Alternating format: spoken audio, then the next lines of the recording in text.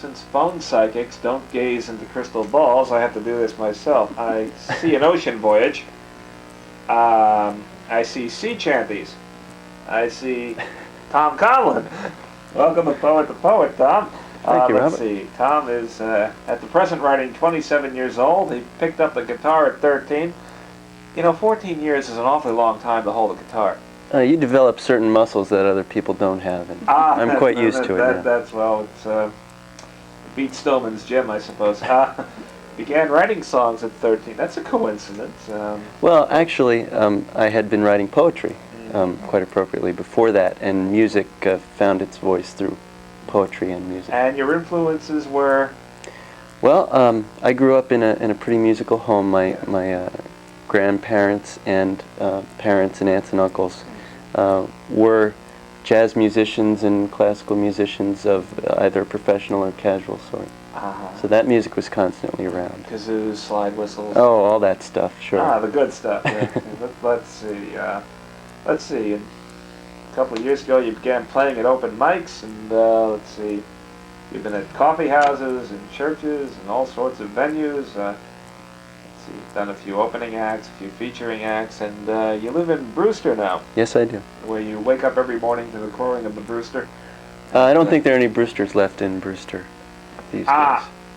These were the Brewsters that you didn't cook in that poem, right? I don't know. I just served brews. I don't know. Yes, the bar. All right. Before I get totally mired in this morass here, how about a song? Certainly. This one's called Over My Shoulder.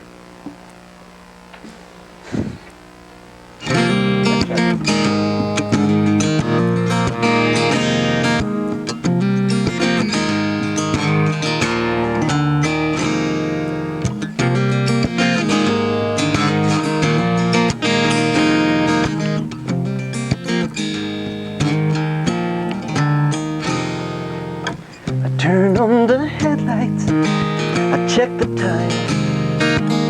Another night of catching up to red lights, stop signs. I try to keep my head straight between these lines, where it is I'm going, what I'm leaving behind.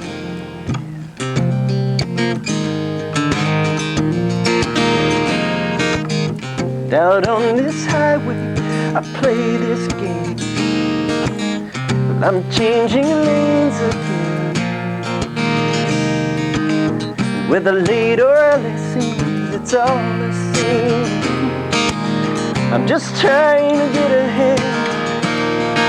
Well, hey, yeah, and I crack the window and I feel the night go by.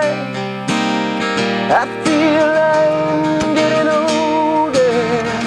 You say enjoy the ride, and I'll be fine. You're looking over my shoulder.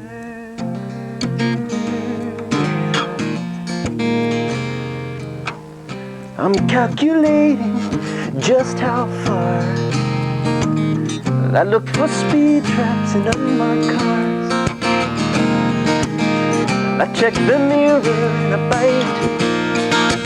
bite my lip. I sure hope my future is worth the trip. But hey, yeah, and I crack the window and I feel the night go by. Yeah, I feel like getting older.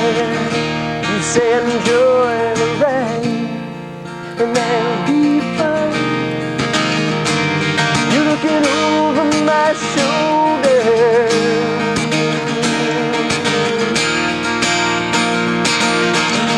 I ought to run to you, but I'm running over time. Another mile, another minute. In my mind I see a cup running over. I drink it down and find you in it.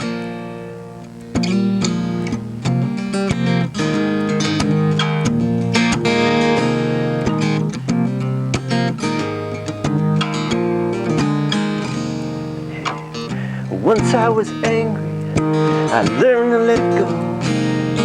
I learned to look around me, I learned to try a little slower now.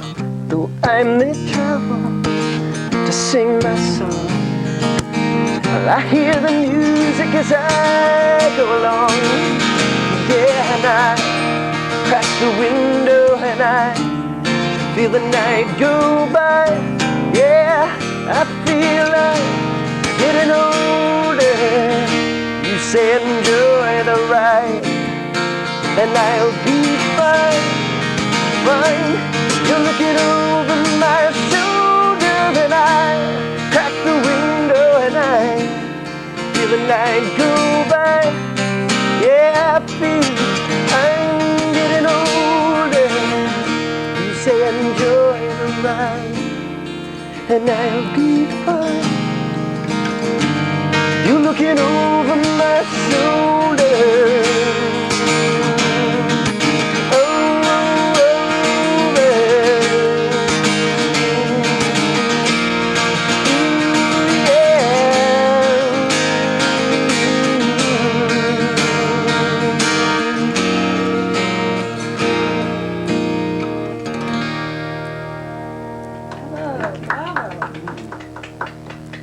Very impressive.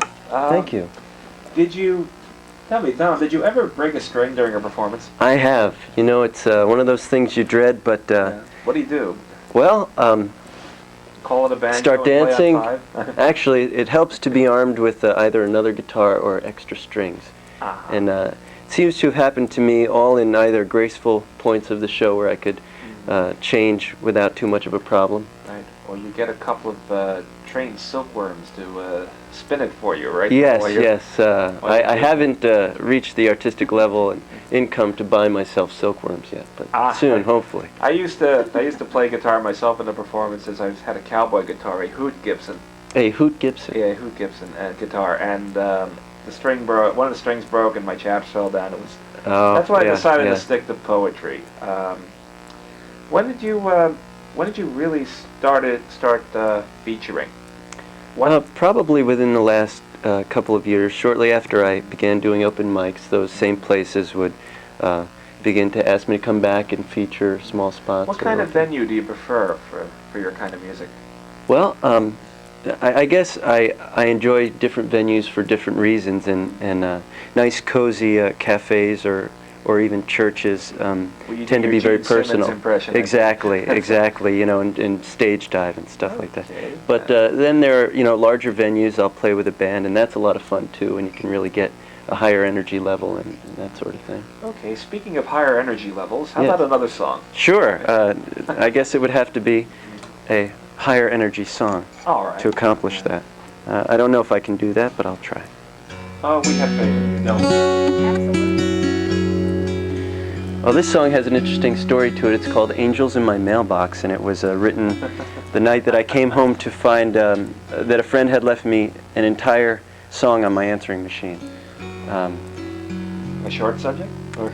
Well, believe it or not, the machine did not click off, and I caught the whole song. And that same day, I had gotten in the mail from another friend of mine music that he claims was given to him by angels. So the tape had an angel stamped on it, and hence, Angels in My Mailbox.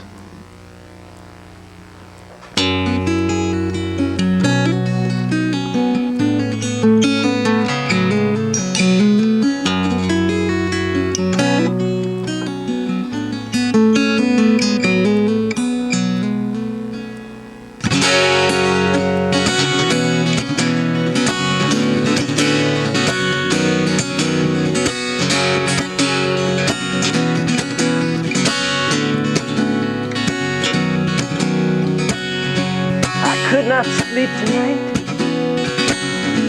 so I tried to write it down. I've got criminals inside my head and I'm chasing them around. They question my abilities, I answer with my fear, and I feel as if I'm scratching on the surface, then it all comes clear.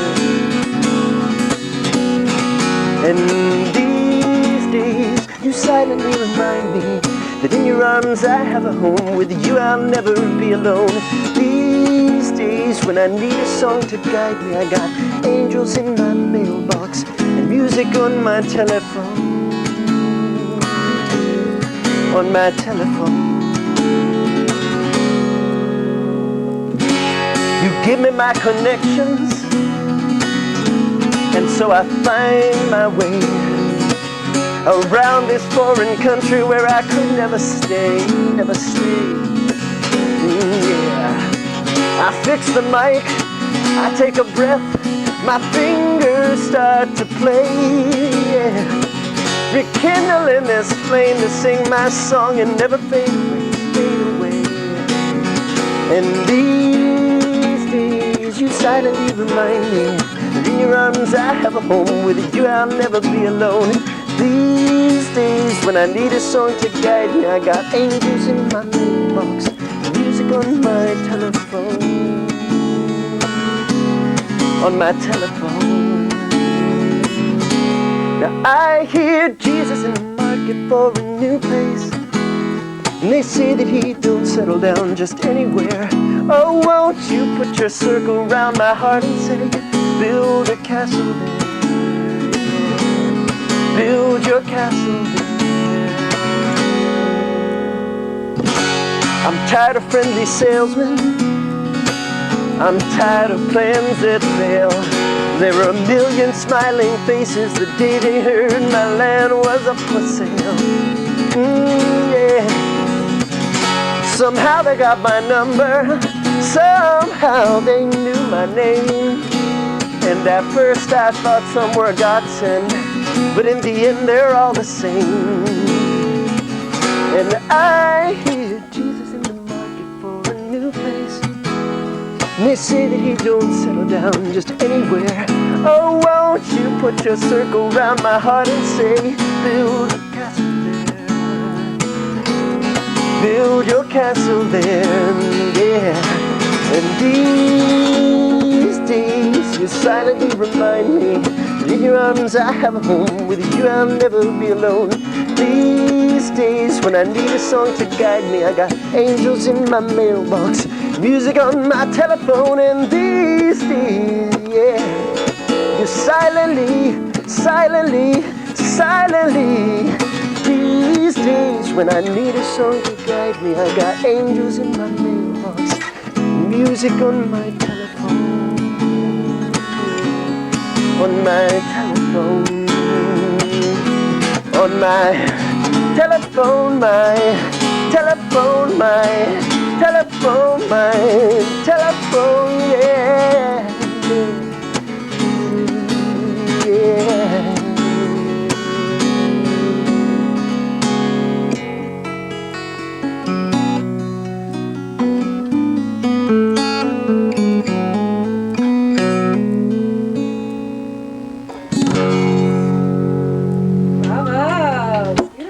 Thank you. Thank you so much. Very nice. Did I mention this place was also an art gallery? They have They have a picture on the wall called Cat with Woman, and I'm kind of disappointed that the woman is not Michelle with Pfeiffer. No, well, you can't. You're a punny guy. Afraid so. It's genetic, you see. Anyway, thank you, Tom Conlon, for coming on the Poet to Poet, and thank you, Brenda Morris. Thank you. Likewise, and got a few things to add in. This one goes out to Mark Desmond, who is really to blame for this poem of mine, but I think he can live with it. I know I can. The once and future lava lamp.